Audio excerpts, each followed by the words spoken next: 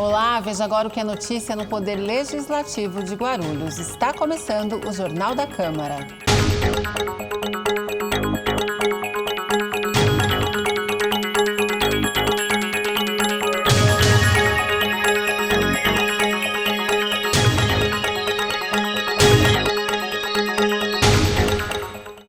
A reunião da Comissão de Constituição e Justiça da última terça-feira teve mais de 2 horas de duração. 24 itens foram analisados pelo grupo. Um dos assuntos principais foi o precedente regimental apresentado pelo presidente da Casa, professor Jesus, do PDT. Essa questão surgiu em razão de um requerimento da minha autoria apresentado em plenário. O prefeito não respondeu esse requerimento no prazo legal, pediu prorrogação de prazo por si só. Naquele momento, no segundo semestre do ano passado, foi rejeitado o pedido de prorrogação de prazo para responder às minhas perguntas. E com essa rejeição, simplesmente, em alguma sessão seguinte, veio novo pedido de prorrogação. Aí, por questionamento da minha autoria ao presidente da Casa no momento, verificou-se que não poderia ser submetido ao plenário uma nova prorrogação. Abriu-se a partir dali o chamado precedente, onde vem para essa comissão e estudar e fazer alteração na nossa legislação interna, ou no nosso regimento, se for o caso, para disciplinar que, se uma vez já definida a rejeição, não cabe novo pedido de prorrogação. Então a discussão foi nesse sentido, haja vista que o vereador Guti apresentou uma alteração no regimento interno para que os pedidos de prorrogação sejam por uma única vez. Então são situações distintas. Um está falando da prorrogação por uma única vez e esse da presidência tratando da rejeição. Então ficou nós avançando nessas duas palavras aí e definimos que um trata de um assunto e o outro de outro assunto. E aí esse precedente da presidência vai ser elaborado uma proposta de alteração no regimento interno para definir de uma vez por todas que, uma vez rejeitado a prorrogação, não cabe nova discussão ou requerimento de prorrogação de prazo por parte do prefeito.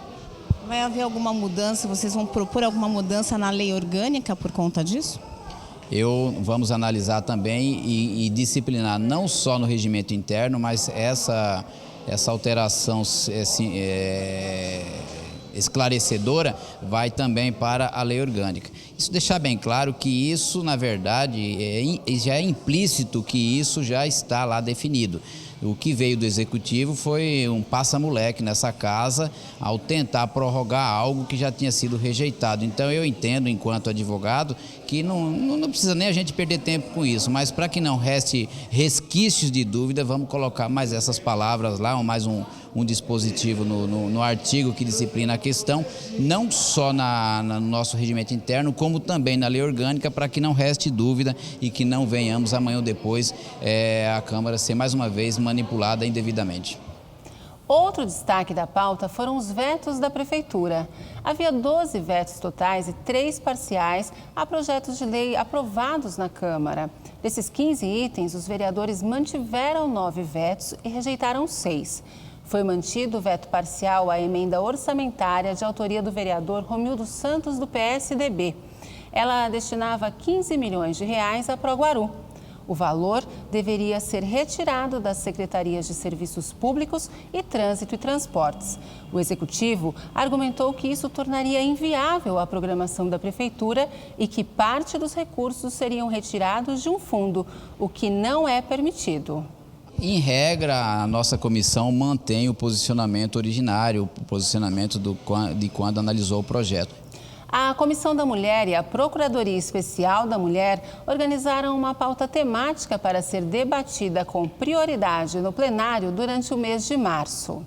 No mês de março, a gente está levantando todos os projetos de todos os vereadores da casa que tratam algum benefício, algum direito da mulher que possa ser votado na casa. E nós elencamos alguns projetos aqui para a gente discutir, analisar, aparecer e que esses projetos possam ser votados no mês de março, como forma de tirar uma sessão específica para votar tematicamente os projetos voltados à mulher. Pode dar algum exemplo desses projetos?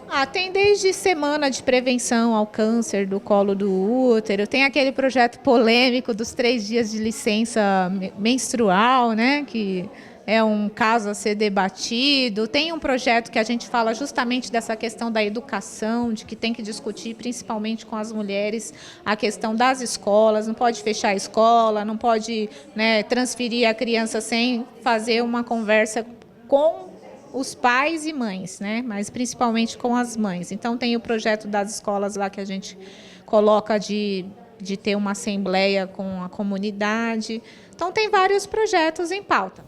Dia 9 de março, às 19h, a Procuradoria vai realizar uma sessão solene e o Cine Mulher, em homenagem ao Dia Internacional da Mulher, celebrado dia 8.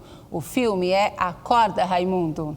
Esse ano, a gente quer discutir a divisão sexual do trabalho, né? Na verdade, a gente ainda vive num mundo machista, preconceituoso, em que as mulheres têm a maior carga de trabalho. Então, a gente quer discutir a ascensão das mulheres a diversas profissões que antes não tinham e também a divisão do trabalho doméstico, por exemplo, né? Que ainda hoje o homem chega em casa, toma banho, senta no sofá e vai ver o jornal, enquanto a mulher vai fazer a janta, vai arrumar, vai ajudar na lição de casa, né? Então, a divisão do trabalho ela continua sendo injusta. A mulher acaba tendo uma jornada dupla, às vezes até tripla jornada, né, sobrecarregada por conta do preconceito, né? E, ao mesmo tempo, as maiores educadoras somos nós, né? Então, nós também precisamos incentivar para que os nossos jovens, as nossas crianças, sejam educadas de forma a compartilhar as tarefas, né, que todos podem ajudar. Então, a gente quer discutir a divisão do trabalho, a gente quer homenagear também as mulheres. Então, nós vamos fazer uma sessão solene com o Cine Mulher. E o tema do filme é Acorda, Raimundo, que é um filme que justamente aborda essa questão da divisão do trabalho. E então, nós vamos fazer um grande debate. O evento será realizado no plenário da Câmara. A entrada é gratuita.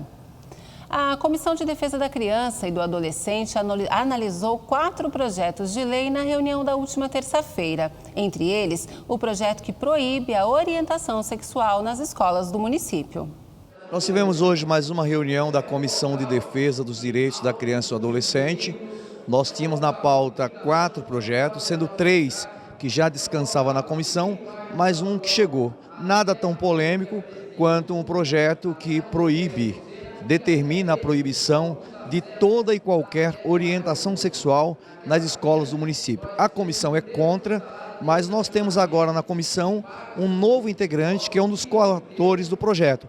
Nós pedimos que ele levasse ao grupo de autores, apresentasse uma nova redação para, quem sabe assim, a comissão poder se posicionar com mais firmeza, já que na redação que está, fere a Constituição e a LDB. A seguir, Comissão de Habitação recebe moradores do Jardim Fortaleza que estão sob processo de reintegração de posse. O Jornal da Câmara volta já.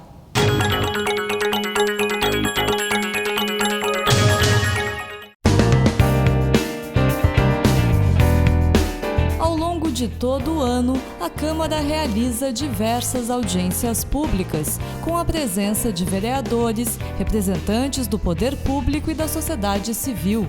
A prestação de contas da Prefeitura, a previsão orçamentária anual, o plano diretor e projetos de grande impacto são apresentados à população por meio das audiências públicas. Participando das audiências, você fica a par do que acontece no Executivo e no Legislativo Municipal. E ainda pode esclarecer dúvidas, participar dos debates e influenciar nas decisões. Para aqueles que não podem acompanhar as discussões pessoalmente, a TV Câmara transmite ao vivo e na íntegra todas as audiências públicas realizadas na sede do Legislativo Municipal. Por isso, fique ligado na programação da TV Câmara Guarulhos, o canal da cidadania. Eu estou na TV Câmara Guarulhos. Eu estou na TV Câmara de Guarulhos. Eu estou na TV Câmara Guarulhos. Eu estou na TV Câmara de Guarulhos. TV Câmara Guarulhos, o canal da cidadania. As comissões técnicas permanentes da Câmara Municipal têm a função de avaliar e emitir pareceres aos projetos de lei que tramitam na Casa. Elas podem ainda rejeitar uma proposta antes mesmo de ser colocada em votação no plenário, caso o estudo efetuado seja contrário ao que se apresenta. As comissões são compostas por 3 vereadores, um presidente, um secretário e um membro, e contam com a frequente participação de representantes do Poder Executivo e da sociedade civil. A população pode fazer denúncias às comissões para que os vereadores avaliem de perto os problemas da cidade por meio de visitas técnicas e, assim, busquem soluções para melhorar a qualidade de vida do morador de Guarulhos. As reuniões de comissões acontecem sempre às terças e quintas-feiras, no período da manhã e início da tarde. Elas são abertas ao público, mas para aqueles que não podem acompanhar pessoalmente, a TV Câmara traz os principais fatos de cada uma das comissões no Jornal da Câmara e nos boletins distribuídos ao longo de toda a programação, além de transmitir algumas delas ao vivo e na íntegra. Assista a TV Câmara e fique por dentro do que acontece na sua cidade. TV Câmara Guarulhos, o canal da cidadania.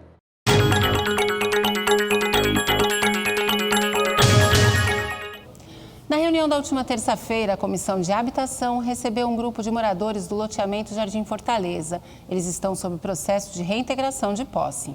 Um grupo de 12 moradores, representados pelo advogado Yuji Izumi, quer que os parlamentares peçam intervenção da Prefeitura no processo de reintegração de posse no Jardim Fortaleza. Essa Casa de Leis deve fiscalizar, no tocante ao parcelamento do solo. O loteamento ele é aprovado inicialmente no município, para depois levar para o órgão do Estado, para depois registrar. Então a Prefeitura ela pode decretar a caducidade do loteamento. Isso está na lei de parcelamento do solo. Então a Prefeitura, ela assumindo a sua função, e se ela tiver coragem de encarar as imobiliárias, eu falo em coragem porque muitas vezes as pessoas falam em ajuda, em conluio, etc, mas se a Prefeitura tiver coragem de decretar a caducidade do loteamento, a maioria dos problemas da cidade vai ser resolvida. É por isso que eu peço para os vereadores cobrar do município essa caducidade. Segundo Izumi, há pelo menos 800 processos de rescisão contratual com reintegração de posse. O contrato da Continental, ela deveria, conforme a lei de parcelamento do solo, ela ter, além do nome, qualificação, falar da matrícula do imóvel, ela deveria vender lotes de 10 metros, conforme o plano de loteamento. Eles venderam com lotes de 5. Mas a armadilha especificamente que eu falo é que a taxa de juros de financiamento, ela está oculta, o juros está embutido no contrato. Além disso, o contrato ela dificulta o entendimento do morador, o que é contra a lei, contra o Código do Consumidor. O que acontece? As parcelas dos contratos da Continental eles são progressivos. De 1 a 20 é um valor, de 21 a 40 o outro, e assim por diante ela vai aumentando gradativamente. Além de que, sem mencionar que existe uma cláusula de, claro, correção dessas parcelas. Então, o contrato, quando fala em armadilha, ela significa que, num determinado momento, no meio do contrato, ou um pouco mais para o fim, fatalmente o morador não vai conseguir cumprir o contrato. Porque, primeiro, ele não consegue aprovar a casa, ele não consegue desmembrar o lote. Primeiro que existe um lote de 10 e ele tem 5. Não consegue nem passar o IPTU para o nome dele, né? Ele pagando parcelas altas não consegue investir direito no seu imóvel, né? E fatalmente, quando ele chega lá para 50, 70, 80 parcelas, quem conseguir chegar até isso, não vai conseguir mais, porque a parcela é maior do que o próprio salário. Isso é uma armadilha. 3 moradores do local falaram sobre tentativas de revisão de contrato que não tiveram êxito e entrega do loteamento sem requisitos mínimos de saneamento. Desde 95, a minha irmã, ela pagou 95 prestação, só que ela não aguentou mais a pagar e entrou com revisão de contrato. Nessa revisão de contrato, nunca se saiu. Então, quando começaram a se manifestar, foi pedindo a reintegração de posse. A gente tentou fazer negociação, foi atrás, mas eles disseram que não quer negociação, é entregar o terreno e acabou. Então, na verdade, vocês teriam que entregar o terreno sem nenhum tipo de indenização? Nada, eles falam que a indenização é o tempo que a gente morou no imóvel e que, na verdade, a gente tem um IPTU que se paga caríssimo, que o valor do terreno, tem terreno de 23 mil que está no IPTU o valor. Agora, você me diz, se um terreno vale 23 mil hoje, ela pagou 95 prestação. E aí, desde o ano passado, quando começou, eles chegavam com a polícia muito bem protegido, com um oficial de justiça, e eles derrubavam a casa. Eles tiravam a família de dentro. A gente, como comunidade, pegava os móveis dessas pessoas, cada um colocava um pouco em suas casas, nas garagens, dava o maior apoio à família, porque família passando fome, sem ter onde ir, e aí a comunidade se juntou para dar suporte a essa família, e a máquina vinha e derrubaram. São 4 casas derrubadas em uma rua. Participou do encontro o advogado José Antônio dos Santos, que defende famílias sob processo de reintegração de posse em outros bairros da cidade. Ele ressaltou a importância de os moradores desses loteamentos se unirem para acionar a justiça. A reunião contou com a presença do vereador Eduardo Barreto, do PCdoB, morador da região, e dos membros da Comissão de Habitação, Elmer Japonês, do PR, e Claudilson Pezão, do PT. Secretário da comissão, Pezão explicou as providências que serão tomadas pelos parlamentares. A discussão da Continental na cidade ela já é longa. A proposta de hoje aqui, nós reabrimos a comissão de 2010, que foram criadas, ver os encaminhamentos que tiveram, né? Reuniu um grupo de pessoas para trazer uma nova discussão. Eu acho que a Continental já vem há tanto tempo ganhando, fazendo as suas mazelas. Então nós temos que ter uma proposta que seja convincente para o poder público e para a população que está sempre nessas condições de perda, né? De perda do seu maior bem, que é a moradia.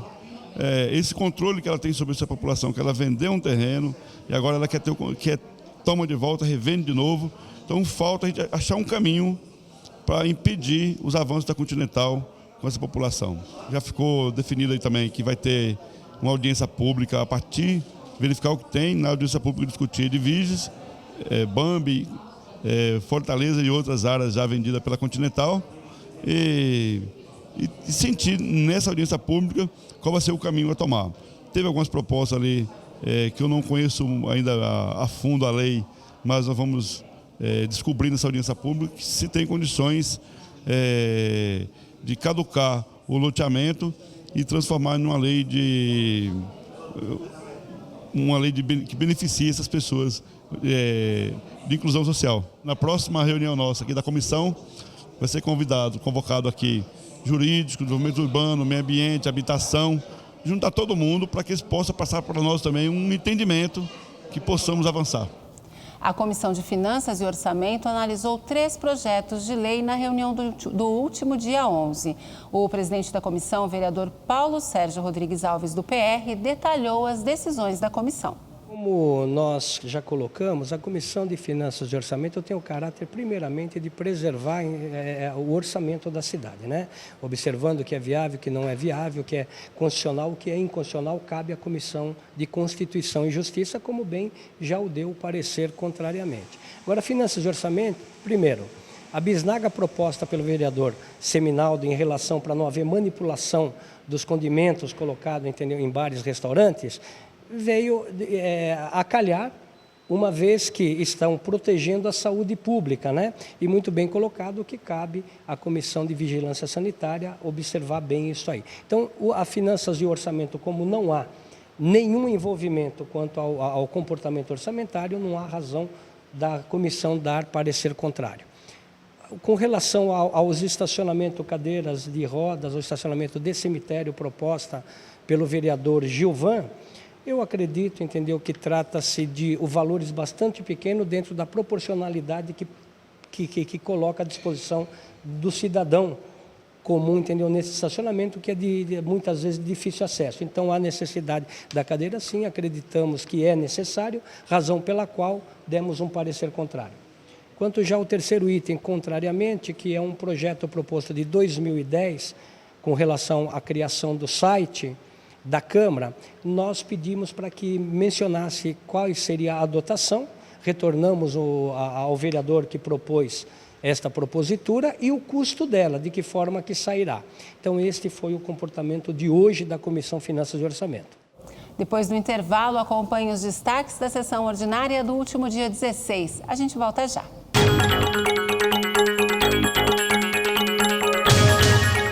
Eu tenho um convite para você que acompanha a programação da TV Câmara Guarulhos. Toda quarta-feira rola uma edição inédita do Ponto de Vista, um programa de entrevistas que traz personalidades da nossa cidade e suas opiniões sobre diversos assuntos ligados a Guarulhos. Ponto de Vista toda quarta-feira, logo após o Jornal da Câmara aqui, na TV Câmara Guarulhos, o canal da cidadania.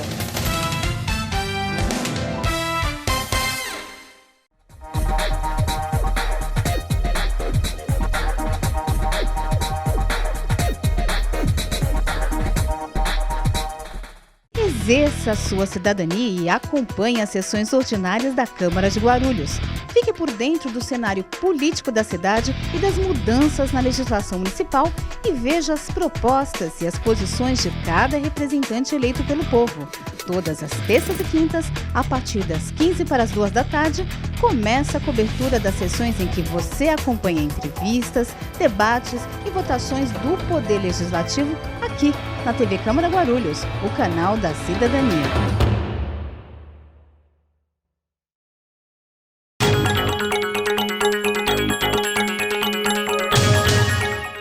A sessão da última terça-feira, 16 de fevereiro, teve 8 itens do grande expediente deliberados pela Casa. Na ordem do dia, os vereadores concordaram com o adiamento da votação de um projeto de lei que obriga comércios a destacarem a data de validade de produtos expostos em promoções. Durante a sessão, vários assuntos foram abordados pelos vereadores. Nós estamos com um novo problema, isso para dizer novo, porque a população começou a reclamar ultimamente, que são os postes de madeira na cidade. Os postes de madeira da EDP Bandeirante, na cidade de Guarulhos, que já eram para ter sido trocado até por determinação legal, não era mais para existir postes de madeira dentro da cidade, uma cidade como Guarulhos, e é de inteira responsabilidade da EDP Bandeirante trocar esses postes. Só que agora o que acontece? Esses postes começaram, vereador, literalmente começaram a cair. Estão todos com o pé apodrecido, corroído pelo cupim, apodrecido pela chuva, e não tem uma rua da cidade de Guarulhos, aonde tem um poste de madeira, que ele não esteja prestes a cair. Em porta de escola, em porta de hospitais, em avenidas, os moradores, os usuários, os consumidores, reclamam que ligam todos os dias para a Bandeirante fazendo reclamação, vereador Laércio Santos, Laércio Pereira, e nenhuma resposta por parte da Bandeirante. Vereador pelo PMN, Dr. Laércio Santos, também usou a tribuna. Ele falou sobre o planejamento de eventos culturais na cidade. A nossa cidade, em alguns aspectos, há planejamento, outros nem tanto. E eu me refiro aqui à organização de eventos que ocorrem no entorno da Praça 8 de Dezembro, especificamente na Rua Joaquina de Jesus. Aquela via ali, de uns 8, 10 anos para cá, se tornou tradição de ter evento no Dia do Trabalhador, aniversário da cidade de Guarulhos, como também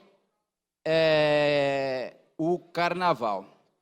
Ocorre que aquela localidade não é uma localidade própria para qualquer evento desta natureza. É um local de alto curso de veículos, é um local de ligação com o Hospital Geral do SECAP, é um local que liga o bairro do Tabuão até a rodovia Presidente Dutra, até a rodovia Ayrton Senna e até mesmo alguns acessos até o aeroporto. Naquela via, nós temos empresas instaladas de estacionamento que pagam seus impostos, criam emprego e recentemente tiveram obstáculo no exercício das suas atividades. Por que isso? Porque a Secretaria de Cultura subestima a inteligência dessa cidade e insiste em realizar o carnaval em local inapropriado, em local insalubre, em local total desrespeito com a população, faz arquibancada em cima de um esgoto. Total desrespeito, gastou-se ali algo próximo de 3 milhões de reais. Sabem para quê? Para realizar o carnaval em um único dia, melhor dizendo, em uma única noite, que foi no domingo de carnaval. No sábado nós sabemos que não ocorreu o carnaval por conta do excesso de chuva. Só que isso já era sabido. Isso já era sabido porque ocorreu isso nos anos anteriores. A geografia daquele local não é própria para isso. Então eu me refiro aqui a um planejamento efetivo. Nós não podemos concordar que os carnavalescos sejam prejudicados e não participar do seu desfile como estava programado para o sábado à noite. E simplesmente fazer um faz de conta no domingo. Da mesma forma, nós desrespeitarmos ou termos o desrespeito para com a população que quer assistir aquele evento. Eu, Laércio Santos de Oliveira, tenho minhas convicções pessoal com relação ao financiamento público deste evento, como qualquer outro evento. Mas respeito quem gosta e pretende participar. Agora, se o município se predispõe a participar e patrocinar, vamos ter qualidade nos serviços que prestamos à população. Não vamos subestimar os impostos arrecadados nessa cidade. Só com as escolas de samba foram 591 mil reais. Mas, muito certamente, 800 mil reais ou mais com as estruturas metálicas. Veículos envolvidos, veículos esses que gastaram combustível, funcionários que trabalharam longas horas. Eu tenho relato de que as seguranças da GCM trabalharam 14 horas seguidas,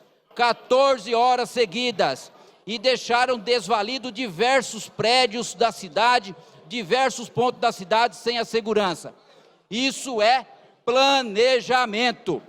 É por isso que eu tenho que bater as palmas para o prefeito anterior, que naquele momento suspendeu o carnaval, naqueles 8 anos lá atrás, porque a cidade não comportava.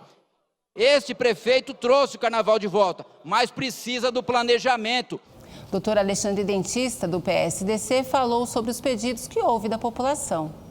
Fui convidado por alguns moradores e comerciantes do bairro Las Vegas a respeito de um buraco que estava ali. Havia um vazamento de esgoto, o SAI foi lá, arrumou o vazamento e deixou aquele buraco por um bom tempo. E aí foi feita uma reclamação dos comerciantes, principalmente, que em frente a esse buraco era a saída do estacionamento de uma farmácia e de um supermercado. Aí eu peguei, cobrei do pessoal do SAI e imediatamente foi realizado esse buraco para solucionar a dor de cabeça, não só para o trânsito, como desses moradores que usavam ali esses comércios locais. A mesma coisa aconteceu na região da Ponte Grande. Alguns moradores me chamaram para uma conversa, havia também um vazamento de esgoto, que o SAI foi lá, executou o trabalho e deixou o buraco sem o asfalto. Depois de uma cobrança desse vereador, me reuni com os moradores ali da Ponte Grande e realmente o SAI executou esse trabalho agora. Então eu gostaria de aproveitar, agradecer ao superintendente Afrano e sua equipe, porque imediatamente ele tem cumprido com o seu papel em apoio da nossa população. A gente sabe que realmente depois que o SAI vai lá e arruma o problema que ele tem lá de esgoto, a obrigação é de uma empresa contratada do SAI, não da Proguaru, de resolver isso. E assim que nós fizemos a cobrança, imediatamente foi feito o asfalto desse buraco que foi aberto pelo SAI. O professor Samuel Vasconcelos, do PT, chamou a atenção de quem deixa entulho pela cidade, o que contribui para a proliferação do Aedes aegypti. No último sábado, a Prefeitura fez uma ação com vários servidores na luta contra o mosquito transmissor da dengue, mas aproveitar a audiência da TV Câmara, que é uma grande audiência, para também chamar a atenção da população. Não é concebível o comportamento de alguns munícipes que parecem não viver em sociedade. E aí muitas vezes largam entulhos, vasilhames, e com as chuvas acabam contribuindo para que nós tenhamos criadouro do mosquito que transmite a dengue e outras terríveis doenças. Então, queria pontuar isso. Heleno Metalúrgico, do PDT, também falou sobre o mosquito transmissor da dengue, zika e chikungunya, mas criticou as estratégias da Prefeitura para combater o problema. Final de semana atrás, houve uma campanha forte dentro da nossa cidade, com panfletagem, papel que também na chuva vai para os bueiros e vai entupir também. Papel não mata mosquito. Papel não mata mosquito. Não adianta fazer uma campanha no centro da cidade e não ir aos bairros. As pessoas que moram nos bairros sabem muito bem a quantidade de lixo que existe dentro da nossa cidade. Somos sabedores que culpa também o munícipe, mas o governo também tem a obrigação de fazer a limpeza na nossa cidade. Algo que não está fazendo. O tempo que nós vivemos aí de seca, não teve manutenção alguma dentro da nossa cidade. Após as chuvas que houveram, e haverá de novo, no dia seguinte já tinha que estar os carros aí na rua, já tinha que estar os trabalhadores, a mando do governo, fazendo a limpeza a cada rua da nossa cidade. Se vocês observarem, em alguns bairros onde existe o mato alto, vocês vão encontrar também N situações, como garrafa PET e assim por diante. Agora, não adianta envolver a aeronáutica, envolver pessoas que poderiam estar trabalhando a outro âmbito, trazer aqui para Dom Pedro, o prefeito também vir para cá, vá para o bairro, tenha coragem e vá para o bairro, discutir com a sociedade. É isso que o governo tem que fazer. Lamé, do PMDB, falou sobre planejamento para evitar problemas em épocas de chuva. Nós viemos hoje ocupar a tribuna para falar que há exatamente um ano, foi num dia como este, no ano passado, falamos sobre a situação das praças, das ruas, dos córregos, dos bueiros da cidade, que infelizmente não são das melhores. E nós alertamos naquela época que em períodos de chuva, no fim do ano, no começo do ano, as chuvas do verão, com certeza, irão ajudar no crescimento do mato e no acúmulo de sujeiras que tem nos córregos e no acúmulo de lixo que as pessoas jogam na rua e que acabam indo para os bueiros, onde são entupidos, e desta maneira nós temos enchentes, temos transtornos e temos problemas muito sérios com as pessoas. Portanto, eu acho que a municipalidade ela tem que já prever programas de atuação em períodos como o período das chuvas, ou em épocas em que há previsão de grandes transformações naturais. Portanto, eu acho que está na hora de a Prefeitura realmente adotar essas esses programas para solucionar de vez essas questões. Ainda durante a sessão, 2 pessoas participaram da Tribuna Livre. Francisco Viana falou sobre a diminuição de vagas de emprego no setor gráfico. Eu falo em nome da primeira categoria organizada no Brasil, a categoria de trabalhadores gráficos. Nós completamos 83 anos, agora no dia 7 de fevereiro. Então, desde 1923, que o dia 7 de fevereiro ficou configurado e marcado na história como o Dia Nacional do Trabalhador Gráfico. Mas antes de falar sobre esse dia, eu queria fazer um relato rapidinho sobre a história do movimento gráfico no Brasil. Falar para os senhores, vereador Paulo Sérgio, que as primeiras máquinas gráficas vieram para o Brasil em 1808, ainda nas caravelas, com a família real, com Dom João, com aquele pessoal todo. Até 1808 era proibido se confeccionar qualquer jornal no Brasil. Somente a partir de 1808, com o decreto de Dom João VI, foi permitido a liberação de jornal no Brasil. Esse jornal ele só podia falar sobre a coroa e sobre notícias da Europa, não podia noticiar nada sobre o Brasil.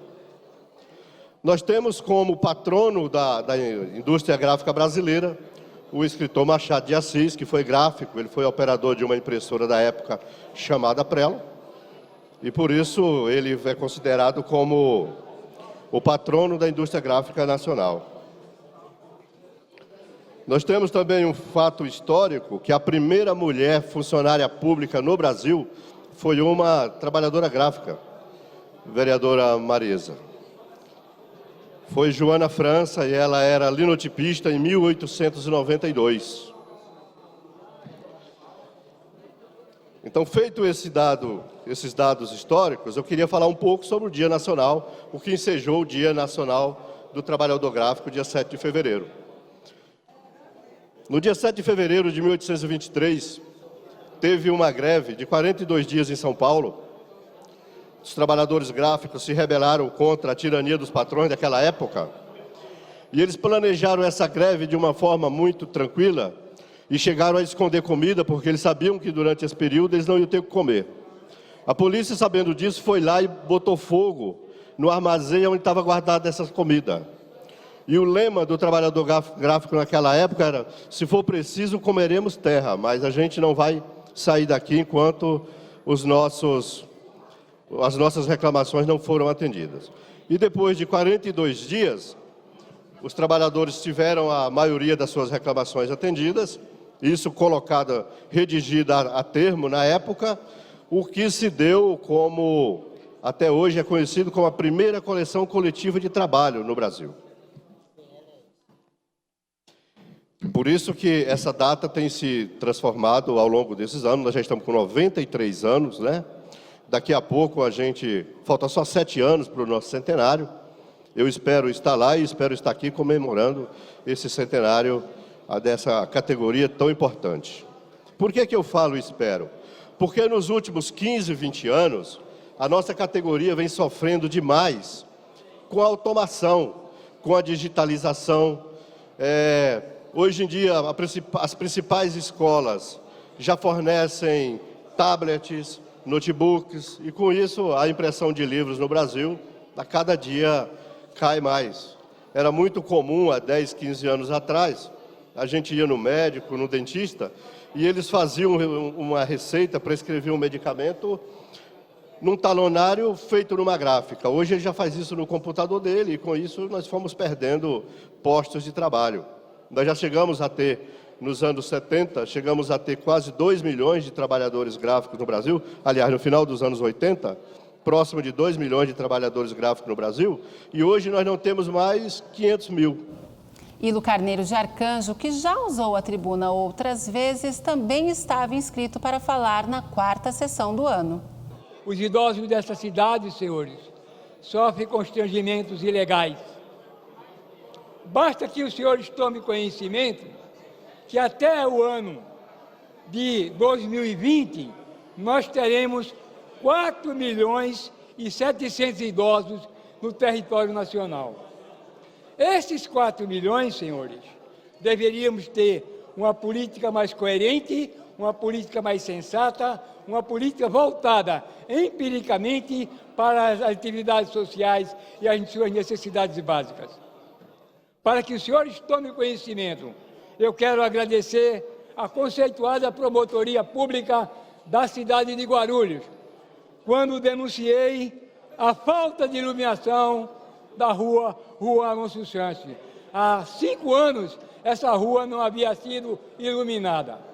O mesmo constrangimento, senhor presidente, eu gostaria que Vossa Excelência oficiasse, o Poder Público Municipal oficiasse a bandeirante, porque é da competência de Vossa Excelência, porque há mais de 10 anos, senhores, a rua Seretinga não tem 2 braços de luz.